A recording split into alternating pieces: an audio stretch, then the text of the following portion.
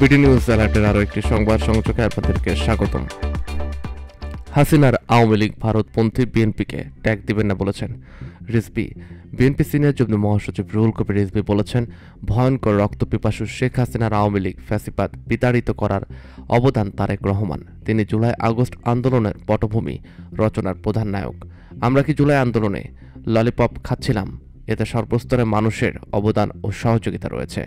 তিনি বলেন, স্বৈরাচার খুনি হাসিনার আওয়ামী লীগ ভারতপন্থী, বিএনপি বাংলাদেশপন্থী রাজনৈতিক দল।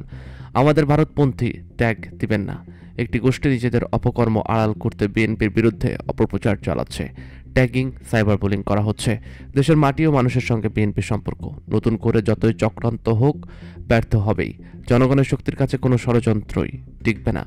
শুক্রবার বিকেলে বিএনপি ৪৭তম প্রতিষ্ঠা বার্ষিকী উপলক্ষে বগুড়া শহরের শহীদ টিটু মিলনায়তনে জেলা বিএনপির আয়োজিত সমাবেশে প্রধান অতিথির বক্তব্যে রুহুল কবির রিজভী এসব কথা বলেন। এর আগে দুপুরে তিনি জেলা মৎস্যজীবী দলের আয়োজনে শহরের ডিসি পার্ক করতোয়া নদীতে মাছের পোনা অবমুক্ত কর্মসূচির উদ্বোধন করেন। বগুড়া জেলা বিএনপির সভাপতি রেজাউল করিম বাদশাহ সভাপতিত্বে সভায় বিশেষ অতিথির বক্তব্য দেন বিএনপি চেয়ারপারসনের উপদেষ্টা অ্যাডভোকেট এ মাহবুবুর রহমান এবং হেলাউল তালুকদার লালু। রিজভী বলেন, গণতন্ত্র বিরোধিতা জাতীয়তাবাদী শক্তিকে টার্গেট করেছে। বিএনপি কোনো প্রভু দেশের তদবির রাজনীতি করে না। একটি গোষ্ঠী ষড়যন্ত্র করে নির্বাচন বন্ধের পায়তারা করছে।